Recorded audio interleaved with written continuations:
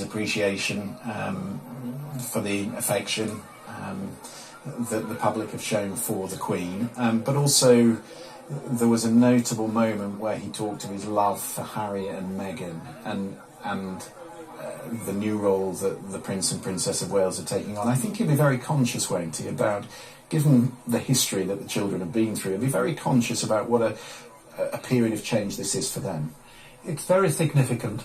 This is a moment for reconciliation. It was clear in the King's remarks about Harry and Meghan. Reconciliation within the family. And if one can put it perhaps a bit wider, a moment for greater reconciliation in the country.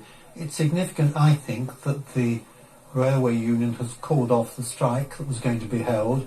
The nurses have decided not to have a ballot on strike action. It's a remarkable moment when the country comes together above political conflict and above even family disputes. And the King has marked the beginning of the reign with that image of reconciliation, which I think is very valuable. The Windsors, the Walesers have just moved into Windsor. They live now around 2 miles from the castle. Do you think there will still be the connection with Windsor? I mean, the King obviously likes. He's lived at St James's Palace. Churchill was very adamant that the Queen needed to be at Buckingham Palace, the office, as she called it. But presumably this connection with Windsor will continue, will it? Yes, well, all that's up to members of the royal family, of course.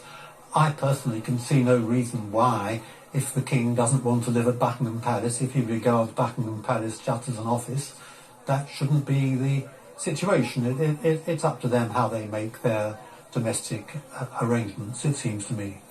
For people who are just joining us, we should just tell them that this is the walkabout, the live pictures that we're bringing you from Windsor, the Duke and Duchess of Sussex in the shot at the moment, also the Prince and Princess of Wales at the other side of the drive meeting well-wishers, a scene of unity, really, the two brothers coming together this evening. We've also had important details which we've been bringing you over the course of the last 10 minutes or so about the funeral. We do now have a date.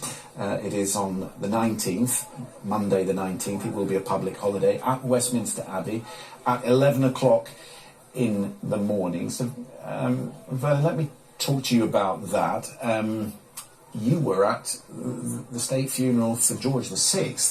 I wasn't at it. I remembered it. You remember it? I beg your pardon. I certainly wasn't at it. Right, OK. So you remember it.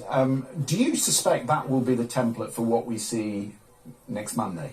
Broadly speaking, the arrangements are in accordance with precedents, but the precedents have been tweaked a bit because the Queen died in Scotland, and her coffin will be for 2 days in Edinburgh next week, and the King will come to Edinburgh and speak